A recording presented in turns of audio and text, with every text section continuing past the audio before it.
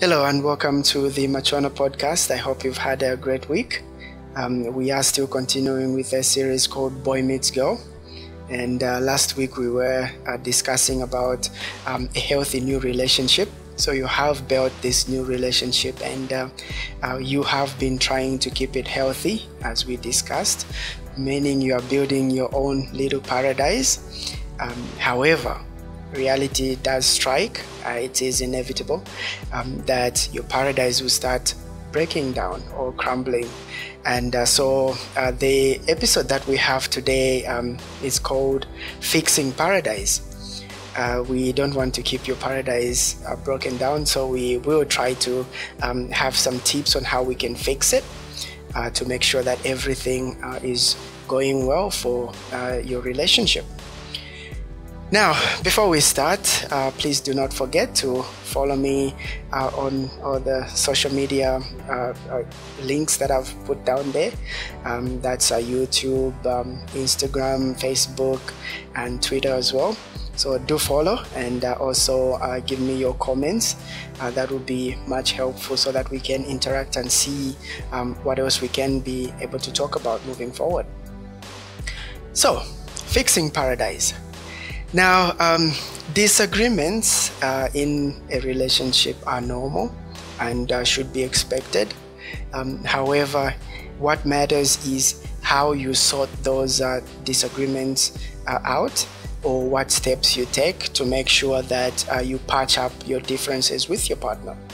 And with me, I have 7 steps that you can have a look at and maybe try to practice as you continue to build your new relationship.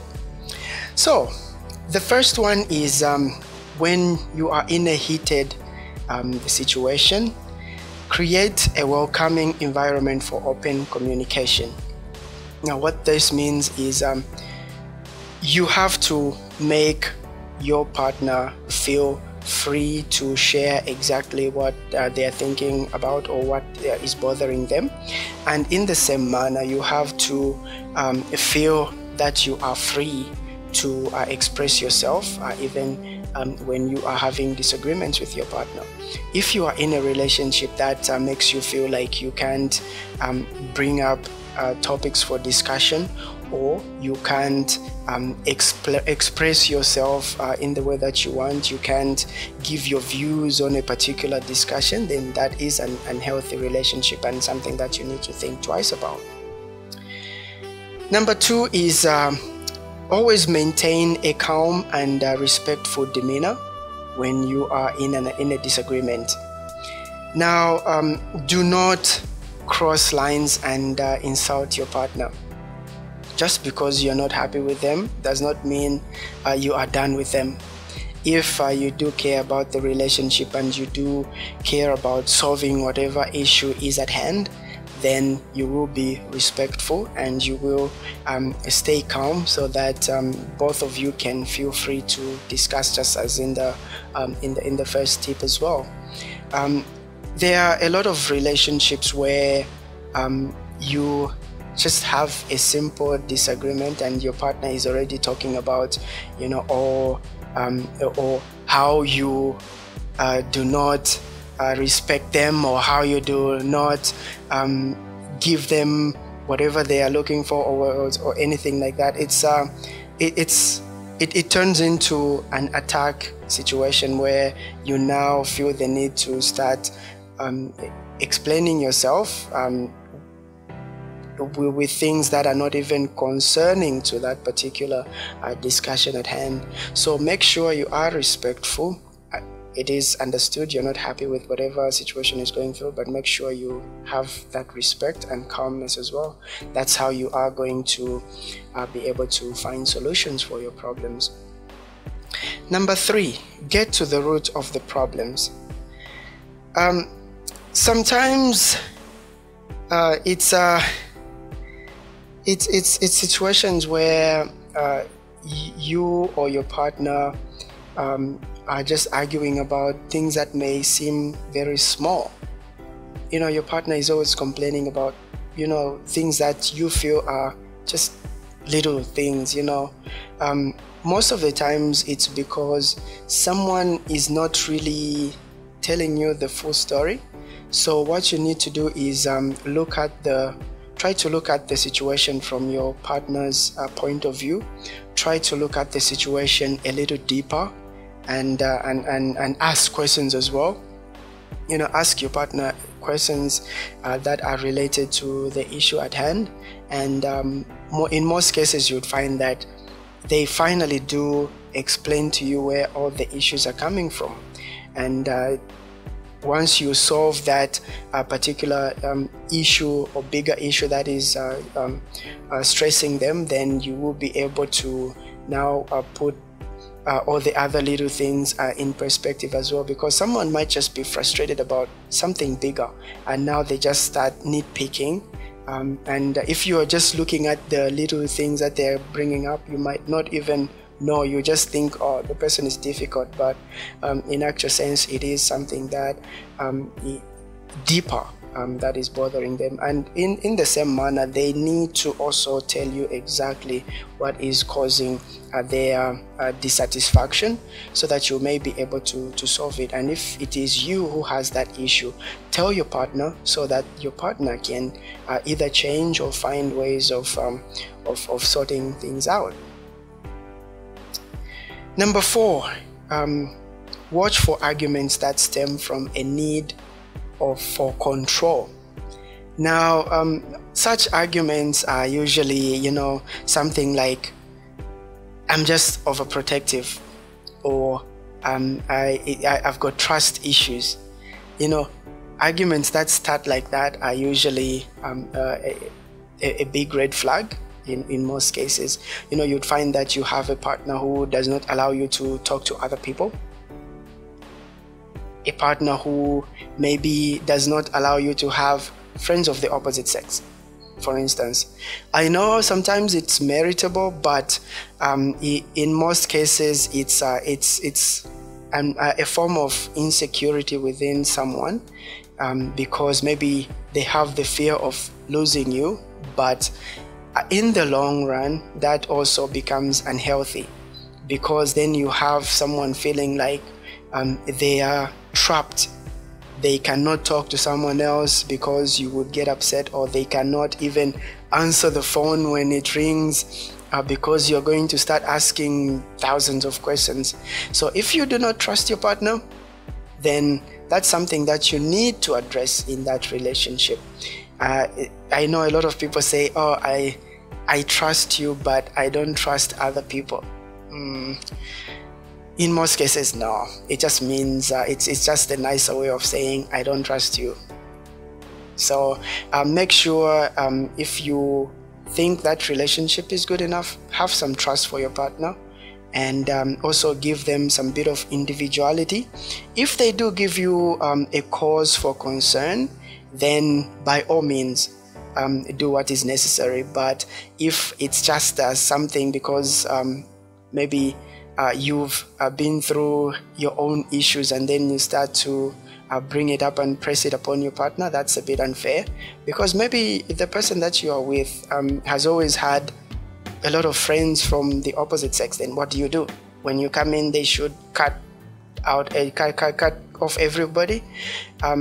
No, if they do choose to do that themselves, then that's well and good, but it should not be your decision to have someone cut off people that they used to talk to.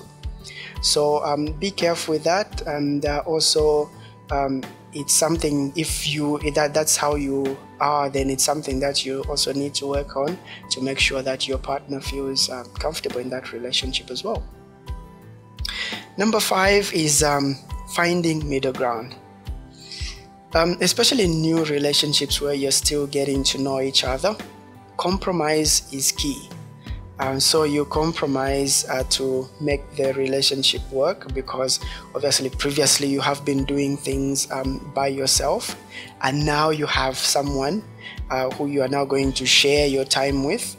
So you need to find some sort of compromise in most cases, so that you can all both be able to do things together, or you can be able to adjust your times or activities to make sure that you both find time to enjoy each other's company as well, and each other's activities.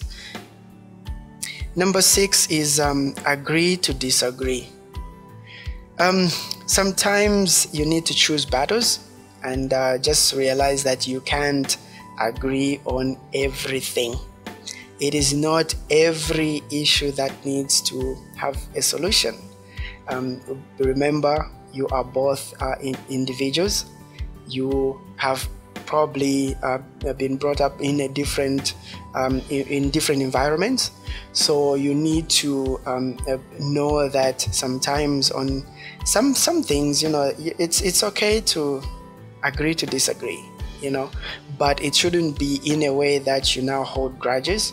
No, if you do agree to disagree, then well and good, move on, understand your partner, and if they do understand your stance as well, that helps in moving forward. But if it's something big that is going to affect your relationship, then obviously you need to think twice about that particular situation, and make sure that it is resolved. And if it is not resolved, then you might want to maybe walk away, but it is something that you definitely need to think about before you make drastic decisions. Number 7, and the last one, is consider if the issue is resolvable or not.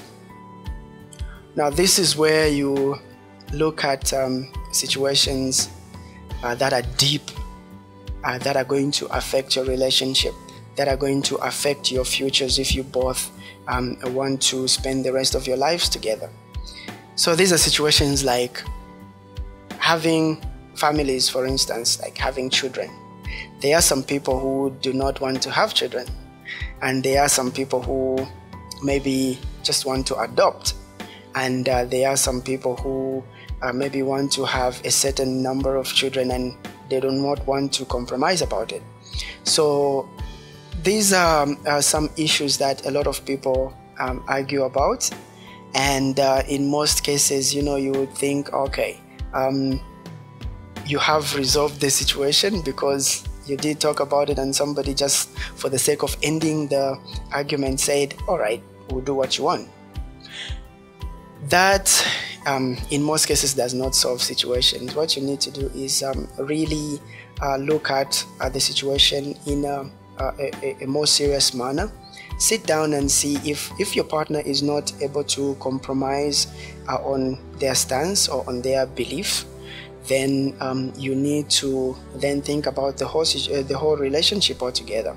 If you are both willing to make compromises based on your discussion and your differences, then that's well and good. You need to explore that situation and make sure that the solution is found.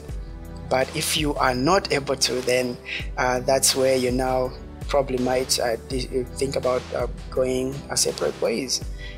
So remember, some situations or some arguments are not resolvable. So make sure you do look at those situations long and deep, and then make decisions from there. So yeah, this has been a bit short. I'm sure you can see things are off this side.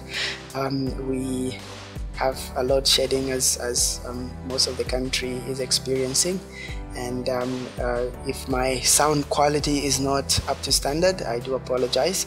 I'm just recording everything from the phone, so hopefully all will be okay. And don't forget to also subscribe and follow me on the social media links.